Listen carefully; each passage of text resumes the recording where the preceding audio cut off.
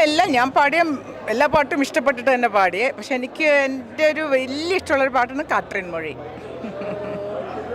എനിക്ക് ഭയങ്കര ഇഷ്ടമാണ് കാട്രിൻ മൊഴി.